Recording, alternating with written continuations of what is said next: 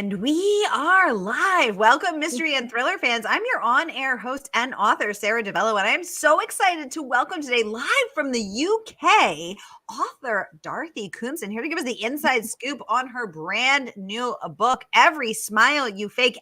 And I'm so excited to co-host with her for the first time ever with librarian extraordinaire, the host of Dueling Detectives and book reviewer, cup of tea with that book, please, Tabrisia Jones.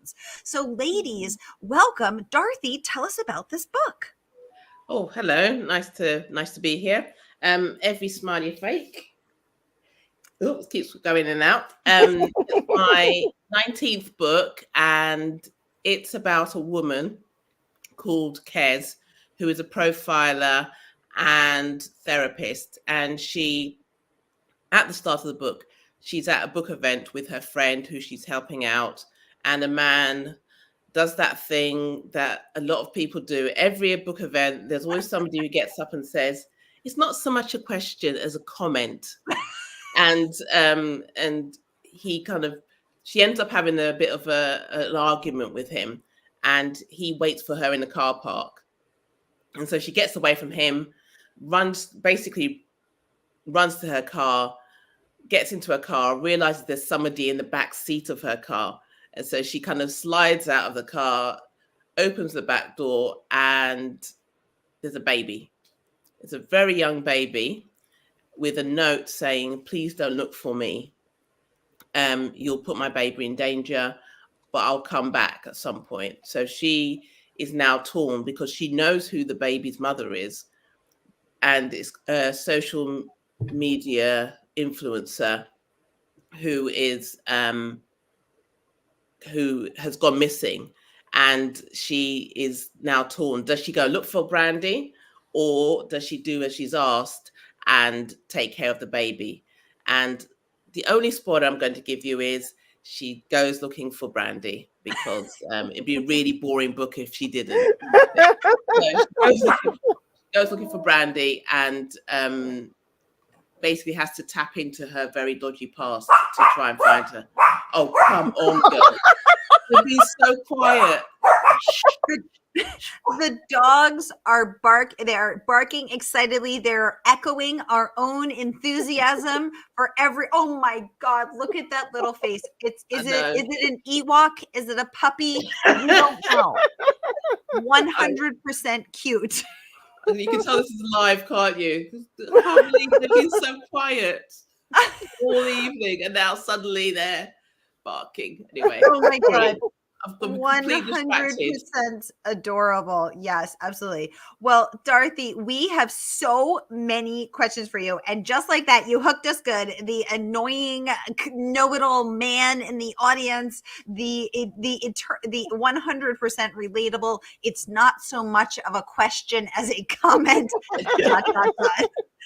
And then goes the car park. I mean, there's something so scary about being in a car park at night by yourself. And then you get in, and there is the most unthinkable of all, a baby in the backseat. Oh my God. We have so many questions, and I can't wait to get into all of them. But I just want to welcome everyone, because we are broadcasting live to 6 different destinations across Facebook and YouTube. So, hey, mystery and thriller loving friends, no matter where you're watching from, you're in the right place. This is the right time. It is Mystery Monday.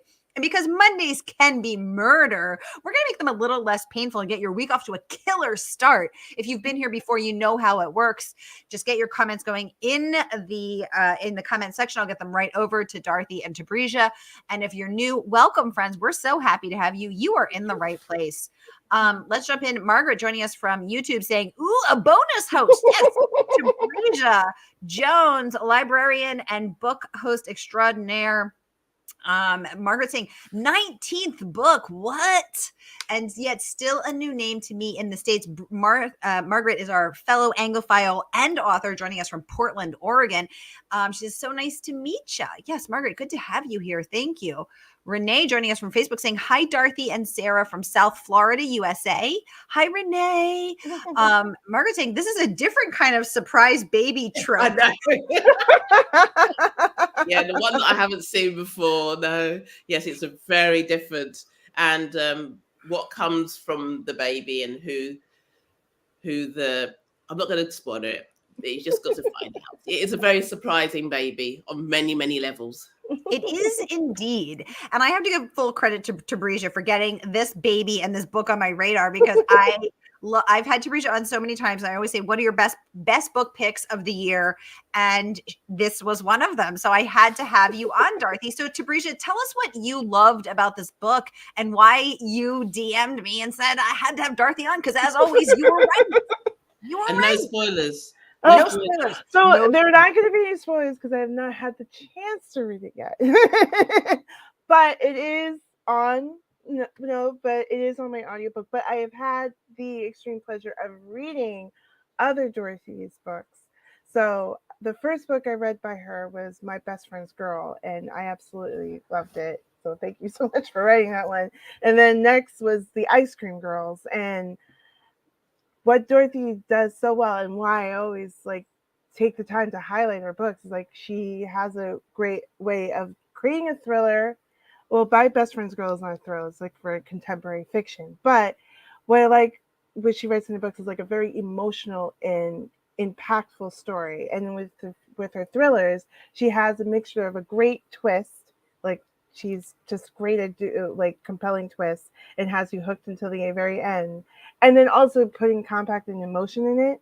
So that's why I was really excited to read this one. When I read the synopsis, I was like, where's this baby coming from? Like, why is there a baby all of a sudden?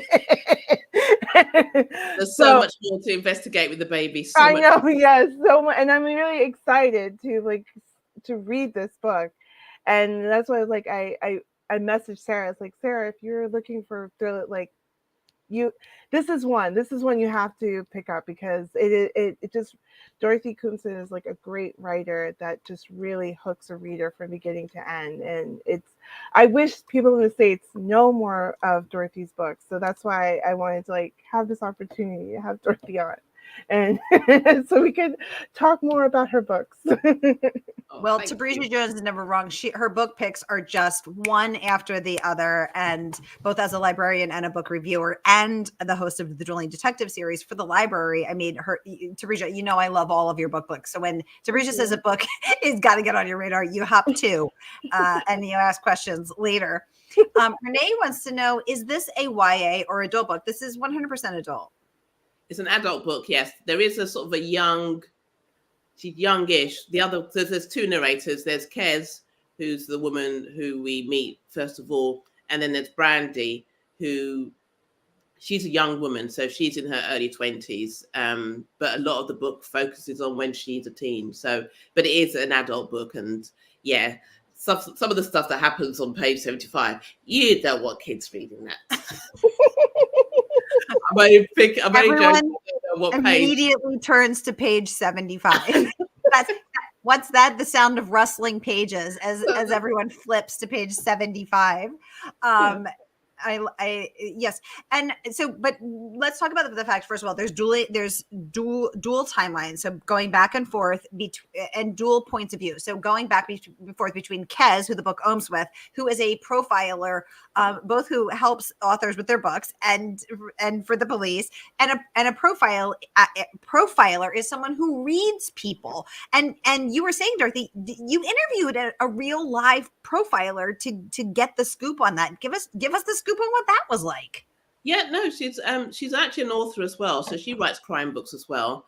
But I needed somebody like Kez. I needed somebody to give me an idea of what somebody like Kez would, what her background would be and what her training would be, and because she has, as I said, she has a very dodgy past.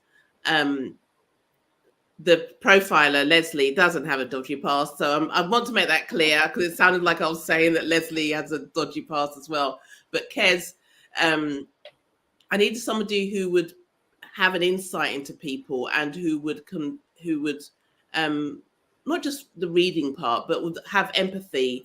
And because she's a therapist as well, so she does do a lot of good work and, talking to people and helping them with their problems, and she's quite empathetic, and she always wants to do good, and so this is all part of who Kez becomes. So the profiling part is I think it's with Kez, it's a natural thing that she's always had, so sort of idea of being able to read people, get an idea of what the person's thinking or feeling. But she hones it down through different occupations that she has. So yeah, it was really great talking to Leslie. She was really interesting, and the way she came to a lot of her experience was really, really fascinating as well. The thing that I was really impressed with was the stuff that she says this all the time, that there are more psychopaths out there in the real world than there are in prisons. And that comes across in the book. I won't tell you why it comes across in the book, but that, that a lot of people who are in government, at the top of companies, just there are a lot of actual proper psychopaths who aren't locked up and who don't try and commit murder in the way that we know it. But yeah, there are a lot of psychopaths out there.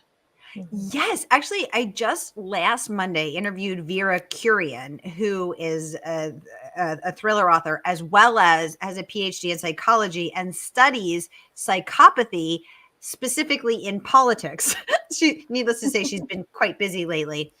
But she shared that between 3 and 5% of the US population actually has psychopathy or antisocial personality disorder, but 85% of the incarcerated population are psychopaths, have psychopathy disorder. And so just because you're a psychopath doesn't make you a criminal or a murderer, but if you are a criminal or a murderer, there's a really high likelihood that you do have psychopathy. Yeah. It's fascinating. It is fascinating, and if the fact that the things that she explained to me, which again I don't want to spoil the book, so I can't go into, but they made a lot of sense when you realize that, there is a lot of people out there who just don't care, who don't have. It's not that they don't care, even that they just don't have the capacity to see anybody else as important or understand that other people are just as important as them. So yeah. Exactly. Renee saying such a scary thought and fact. Absolutely. And we have a question. Let's get one for you, Tabrija, and then over to Dorothy. So she wants to know, Tabrija, how did Dorothy's books get on your radar? Yeah, because you see a lot of books. So it was actually in high school. I was in High school was last year, Dorothy. High school for Tabrija was just 6 months ago. It's okay. Not showing age. Tabrija does not get invited back. Oh my goodness. This is a good thing. But I was in Barnes and Noble, and I was just browsing through the table, and I saw a cover of My Best Friend's Girl, and I was like, I never heard of this author, and I never heard, and the cover looked really cool to look at, and then I read the back, and I was like, wow, this is very interesting, and I wanted to say it's one of my first, it was first my adult books that I read, and it just really got me into the adult fiction in genre, getting moving on from YA books.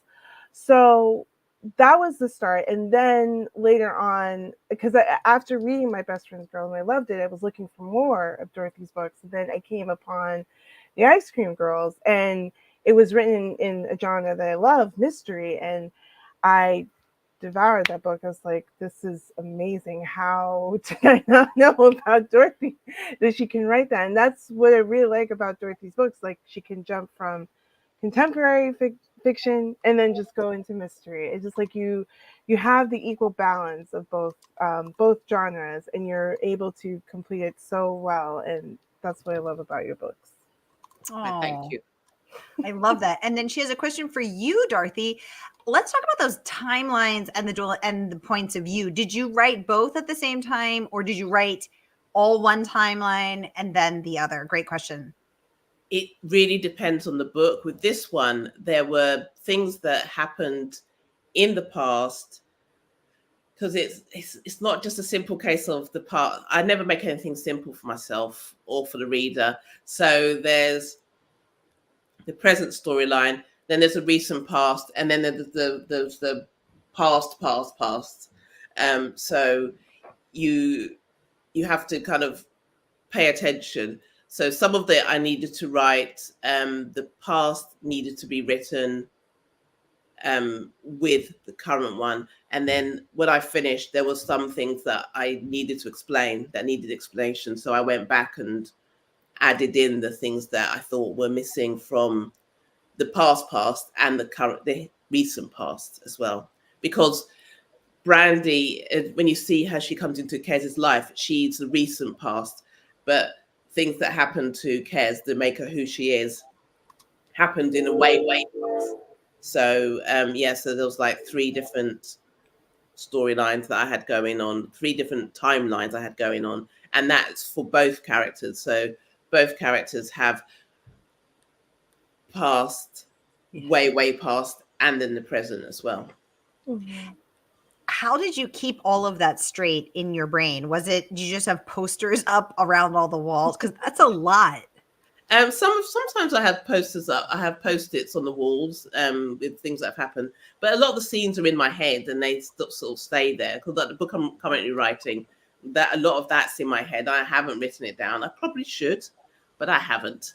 And that is, again, recent past, and current timeline. So yeah, it stays in my head until it comes out, really. Sometimes I do need to write it down.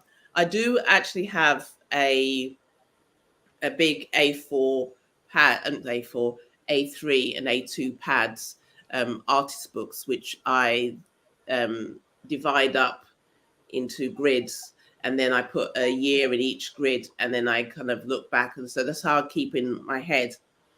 She went to college in this. She's this old, so she went to college in 2002, for example, and then she graduated then, or she started this job then. So I can see on page what the timeline looks like, and if things would work and things don't work. So I do have that going on, sitting there, so that it's a lot easier for me at the end when I go back and rewrite and say, I decide I'm going to chuck something out. I can't chuck that out because that relates to that, and it's really important that stays. Yeah, because it's like dominoes, isn't it? If you take something out, it affects exactly. after it, and if you change something, likewise downstream. Yeah, you have to do everything. You have to change everything.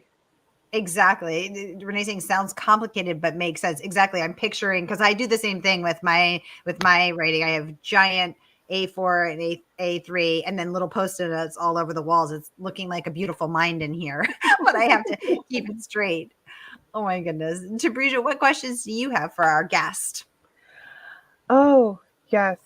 So I was thinking about this earlier today, because going back, and I'm not going to try to keep talking about the Ice Cream Girls, but you recently, I want to say it was in 2020 or 2021, you came with like somewhat like a sequel to the Ice Cream Girl, and it came like with this question, like, have you ever thought of, because this is your 19th book, and congratulations to that, have you ever thought about going back to one of your stories and writing a continuation? Because I've talked to a lot of authors. Some authors say maybe, some say no, this was just a one shot. So like, what made you decide, okay, this was a story that I feel like there was more to tell and I wanted to continue on?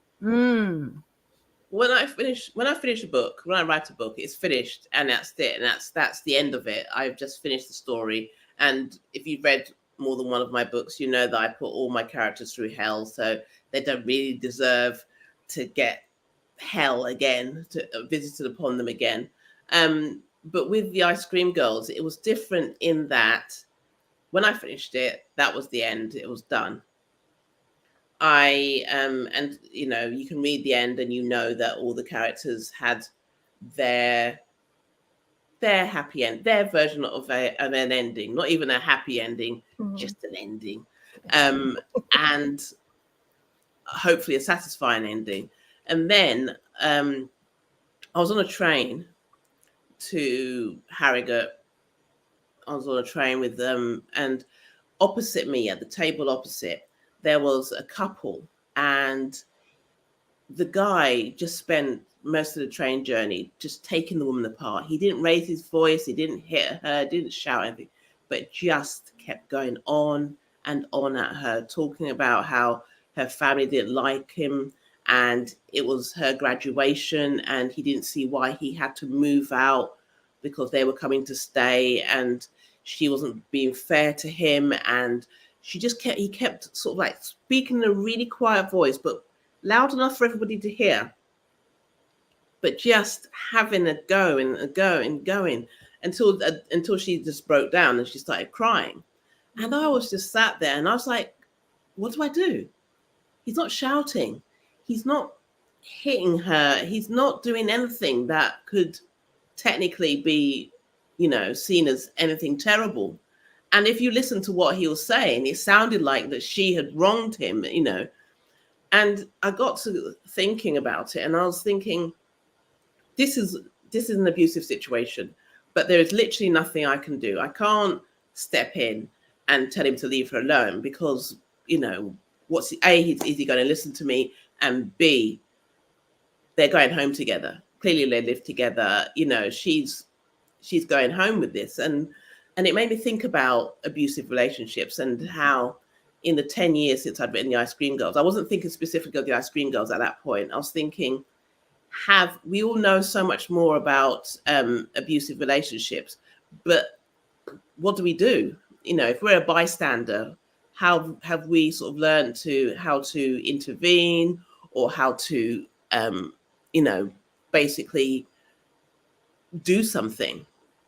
Or do we all just sit there like we did on the train and watch it play out and hope for the best? And so then I started thinking about, what if I wrote a book about somebody who is in an abusive relationship, who has been in an abusive relationship, and discovers that somebody they love is now in an abusive relationship, and what do they do, and how do they cope with it, and how do they get them out, or do they just leave them, or do they try and help?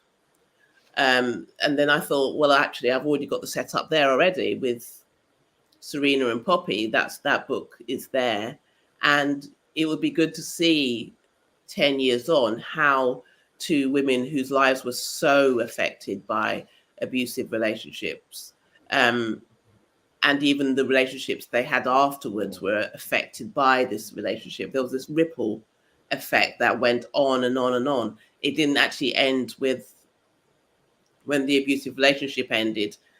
All their families were affected, and their future relationships were affected, and their concept of trust and love was affected. So I thought, well, I could revisit The Ice Cream Girls and this time make it the next generation. So it was Serena's daughter, Verity, and Poppy's brother, Logan, who were both really affected by their relationship, by their mothers and sisters' abusive relationships.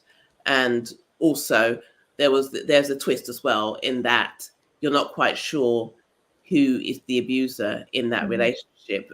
So is it Serena's daughter, or is it Poppy's brother? So yeah, that's why I went back to it. So it wasn't a case of, I think I'll look at one of my most successful novels and I'll try and cash in again. I had really put that to bed, and then I kind of really decided to revisit it because there was a story there. I wouldn't have done it if there wasn't a real story that could stand on its own. I could take away Serena and Poppy and the story would still be there. No. It's interesting, Dorothy, because hearing you talk about this couple, this real life couple on the train whose conversation you overheard, where the man he isn't hitting her, he isn't, physically threatening her, but he's taking her apart bit by bit. And it's actually reminiscent of the opening scene in Every Smile You Fake, where the guy who has not so much a question as an observation is there to dismantle and undermine and humiliate his wife, who has come just to get her book signed, but he can't bear that for her. And so I love that you've brought that into. That was based on something that actually happened, an event I did, where I was standing up talking. There wasn't the person who was meant to be interviewing me didn't turn up, and so I had to stand up and talk on my own. I had to, and this guy, when I asked any questions, this guy sort of basically put his hand up and said, "Not so much a question," as a comment. And he said that he felt that I had been horrible to Marcus, who is the abusive man in the Ice Cream Girls, because he is like Marcus. And everyone in the audience went, oh my God, he admitted he was like the abuser? Yes. Oh my God. And he was a teacher. That was why he felt he was like, so I had misrepresented what the sort of person that someone like him and like Marcus is like, and I was just like, oh my God. If you guys could see the shocked emoji faces that are flying on Facebook right now. God. Margaret, nothing like outing yourself in front of an audience. It's shocking. Exactly. Basically, wow. Like how can you do it's like this is a well-known book. Everyone knows what Marcus did. Like, how are you just admitting I'm Marcus? Like, okay. I know. It was because everyone in the audience, there was this massive gasp. Everyone was like, and next to him was his wife, who had clearly read my book and had clearly enjoyed it, and had obviously made the mistake of telling him about it, because that's why he needed to come to this event. So she was sat there and she looked mortified, and it stuck in my mind that moment. He because I sort of said, well, I'm a bit surprised that you would say that you were like Marcus, because Marcus isn't a great character. But he said he'd read the book, and I was just unfair to him, and what happened to him wasn't fair, because and I was just like sat there going, I said, well, that's fair enough, you think that, but most people wouldn't want to be associated with him. And like I say, his wife was mortified, and at the end he came up, because I hadn't agreed with him that I'd been unfair. He came up and sort of like had his hand out to shake, and I shook his hand, and he squeezed my hand really tight, and I was like, oh my God, who is this person? Really? Oh my God. But so I remembered that, and that's sort of like, that's why I put that scene. So it's like that scene is based on real life. He didn't wait for me in the car park, by the way. I should say that. Yeah, thank God. It's interesting because when I interviewed retired police captain Isabella Maldonado for I've interviewed her several times, and she said in 20 years of being a police captain and a detective on the homicide squad, from interrogating murderers, no one ever sees themselves as the bad guy. They always see themselves as the victim. They're the ones who are misunderstood, wronged, whatever. And here's Marcus in real life. No, and can you imagine that? Can you imagine being the parents of those people who he teaches and thinking, not realizing you're sending your child off to school, and there's this guy who thinks he's Marcus, oh my God, as the teacher. That's horrifying. I know. Claire, joining us from YouTube, wants to know, Dorothy, how did you get the idea for I Know What You've Done? Oh, I Know What You've Done. That's the book that's about a neighborhood where it's an afternoon, a lady, I'm just telling people because you probably don't know about I Know What You've Done, but there's a woman who is, she lives, called Ray. She lives in this neighborhood, a very nice neighborhood in Brighton. And one afternoon there's this knocking at the door, and her neighbor, Priscilla, is there. And her neighbor sort of like thrusts this book into her hands and said, I know what you've done. I know what you've all done. And then goes away and collapses. And so an ambulance is called, and Priscilla's taken off to hospital. And then Ray realizes that Priscilla has given her her diary, and Priscilla has been keeping tabs on everybody in the neighborhood, and basically starts off her diary by saying that she knows who's going to kill her. And so she doesn't know when, but she knows that somebody's going to do it. So so Ray is like, do I give this to the police so they can help find out who's tried to kill Priscilla, or do I look through it? So she looks through it and discovers her husband's name's in there and his name is on the same page as somebody who she does not want his name to be on the same page as. So so that's the basic premise. So she's got this book, so she's got to try and find out who's tried to kill Priscilla and what her husband has been up to, her beloved husband has been up to. So that's the plot of I Know What You've Done. And I actually had the plot for it when we were in lockdown. And you know how we all spent a lot of time in our houses in lockdown. Well, we were meant to. Some people apparently that applied to them. But for most of us good people, we were in our houses. Well, some people are psychopaths. Now we know. Well, exactly. But and I was feeling sorry for myself, and I wasn't very well. I didn't have COVID or anything, but I was lying in bed, and I was lying in bed. I looked out the window, and I was like, "Oh my goodness! From here, I could see all the way down my road." And so, because my road kind of curves slightly, but I was like, I could see all the way down my road, and I could see into people's houses, and I was like, can you imagine being somebody whose house is in a position where you can see both ways down the road? I mean, I can't see that way, but I can see that way.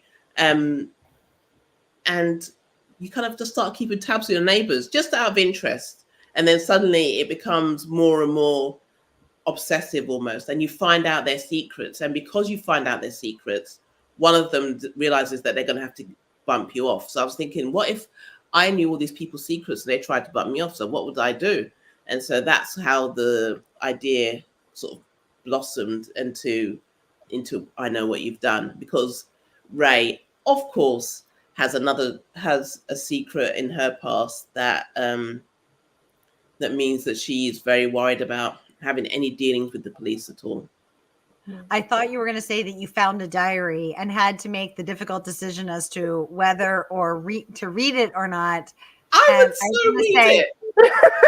You would, Dorothy? Of course I would. Who wouldn't? I would too. Bridget, would you read it? No, I think I'm going to be the negative on this one. I don't think I would read it. I don't think you would. I Of course you would. You can't read the books that you read and then tell me, oh yeah, I'm gonna a big juicy chunk of life, real life, landed on my doorstep, and I'm gonna go, no, I shall not read it. I shall hand it to the police. No, I won't read it. Because what if you're reading like a crime or something, and then you're complicit, and then you have to like testify? But that's what you're gonna have to do. You're gonna have to deal with it. I'm sorry. Don't try and tell me you wouldn't read it. You would. I would. I'm admitting it, Dorothy. I would read it. Okay, Dorothy's admitting. Dorothy would read it. Of course I would. I think anyone would. You need to know what's in there as well. What if they know your secret and they put your secret in there? What are you going to do then? Hand it over to the police. If you've done something dodgy and it's in there, what are you going to do? Just hand the police the evidence that you've done something.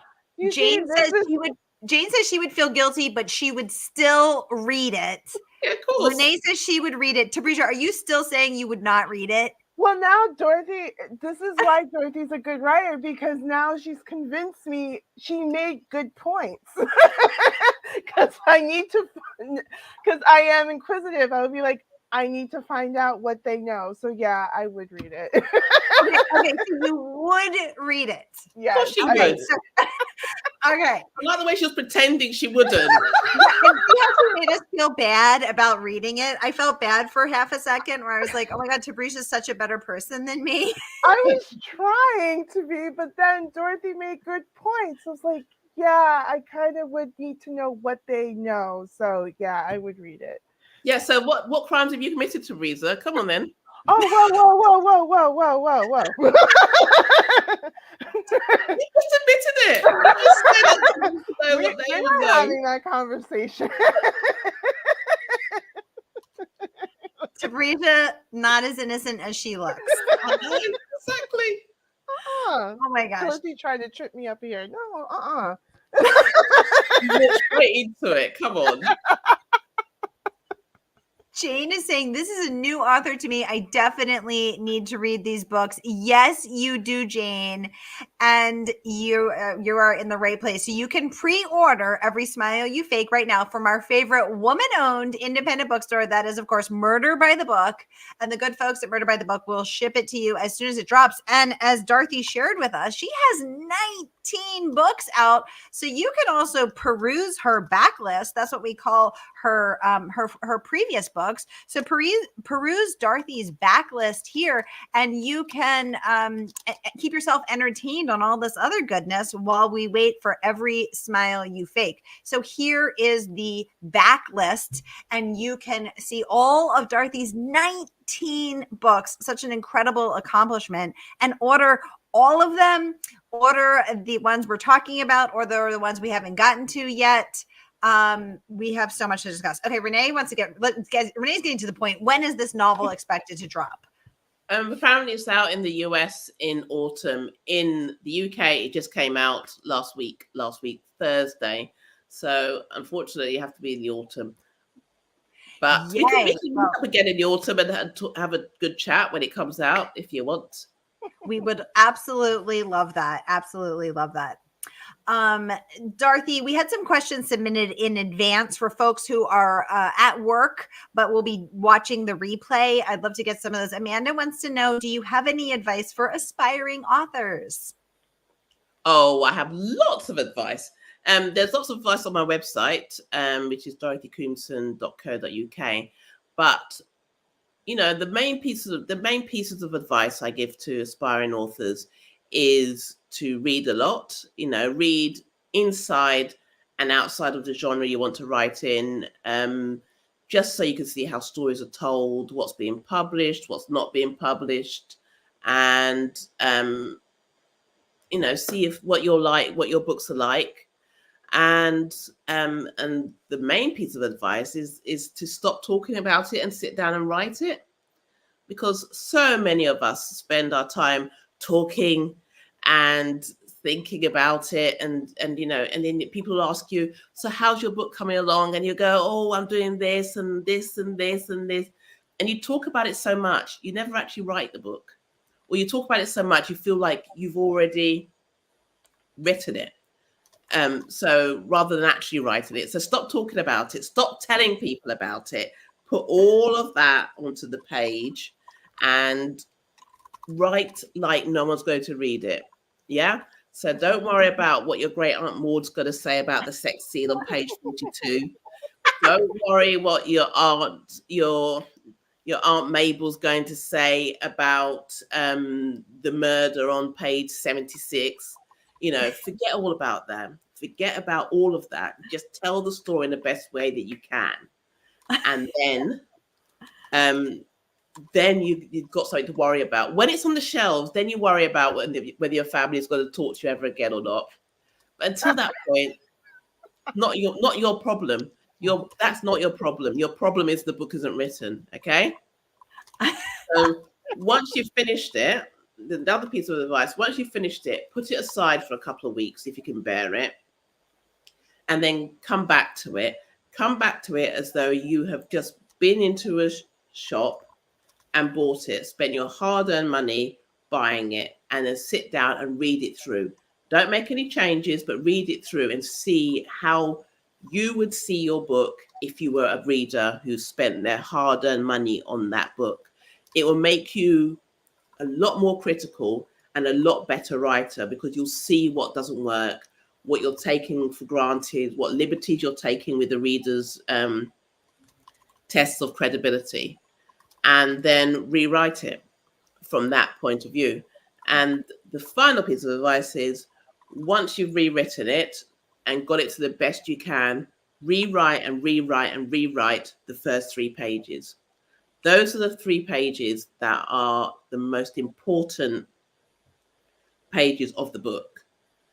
If you can't get somebody to turn onto page 4, then you've not done a good enough job of the first 3 pages. The first 3 pages are the most important pages of your book, okay? What you need to do is to make sure a reader picks it off the shelves, reads those first 3 pages, because that's what people do, and not want to put it down. Or if they put it down, they're going to come back and they go, actually, I need to find out what happens. And that is possible. It doesn't have to be a big explosion or a murder, but it just has to be enough so people will go, actually, I need to know. I need to buy that whole book. I need that whole book in my life because I need to know what happens next. Mm-hmm. Oh, I love that. So here are Dorothy's, all of Dorothy's, the gems that Dorothy has dropped. And also she shares more on her website, which is live linked right here. That is dorothykoomson.co.uk. So peruse her website at your leisure for all of the writers and aspiring authors in the audience. And hop on over there. We have a mystery user in the audience, very on brand, saying this is very true. Could this be another author? I'm wondering. So I love this. Tarisha, do you have any more questions for Dorothy? I just thought of one. So yes. So you are very good at twist. Like you just have surprising twists and turns and on all of your books. So my question is like, do you really think of like the twist at when you're starting writing, or do you just think about it later on? Do you like you already know about it as soon as you get into your writing your book, or is it just comes like it surprises you at the same time? I don't often know what the twists are going to be. I don't manufacture it. I don't manufacture a whole book around the twist. I start a book with an idea of a story and how I want to tell a story I want to tell. For example, with Every Smile You Fake, I was like, I've done a lot of book offense, but imagine going back to your car and there's a baby. There's something in your car and it's actually a baby. And what are you doing this baby? How did that baby get there? Who would be desperate enough to leave their baby on the backside of their car? For me, be fair. Who would be that desperate? And so the story grew from there. And as I was sort of doing my what if process, which is how I do check if an idea works, I will put it through 3 levels of what if this happened, and then what if this happened, and then what if this happened. And once I got to 5 what ifs, I was like, okay, I've got a story here. And then I start thinking about who's involved, who the characters are going to be, what their circumstances are going to be. And so in this case, it's a social media star. And I wanted it to be somebody famous. In this day and age, everybody can be internet famous, can't they? For the right reasons or the wrong reasons. And as I was investigating the life of an influencer, a social media star, I discovered all these things. I mean, all this research. I've put some of it on my Instagram and my Facebook. Some of the things I found out about our online lives, and I mean, it's proper scary, proper scary. Some of the things that go on, and as that kind of grew, as the storyline grew, and the information came in, I started to realize where the story needed to go and what needed to be investigated and how it needed to twist. So I will be walking along sometimes thinking through a plot or something, and something will go, right, that's the twist, or that's the link. It's more usually, the twists are more often than not for me, the link between one thing and another, rather than me going, oh yes, I want to do this, I want to put people here. It's more, I've got this bit and I've got that bit, and I need to link them together. Oh yes, that's how we do it. That's how I get sort of like pivot the whole story so it fits in with what I've written or what needs to come next. Oh, I love getting this inside sneak peek into your process, Dorothy Koomson. You mysterious mystery writer over there. Y'all, we are out of time. Time flies when you're having so much fun. Dorothy, thank you so much for joining us live from the UK. Tabrisha Jones, thank you for joining us live from New York, our favorite librarian here to put Dorothy's feet to the fire and grill the answers out of her. Although I feel like it's actually the opposite. Me. I was going to say it doesn't work out the other way around. Tabrisha was singing like a canary. Exactly. Yeah, the thing is, Sarah, though, you were kind of like, oh yeah, I'd read the diary. So what have you got to hide? So what are you? I'm just quite curious over here. I'm never going to let it. I'm never just going to walk by. I'm not going to pretend to be better than I am.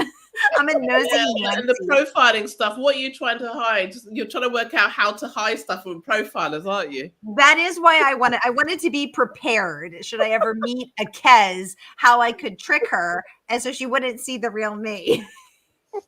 Yeah, Sabrina knows it's not going to happen with her. She's just open book. She is an open book. Oh my goodness. Renee saying thank you, Dorothy, Tabrisha, and Sarah. You.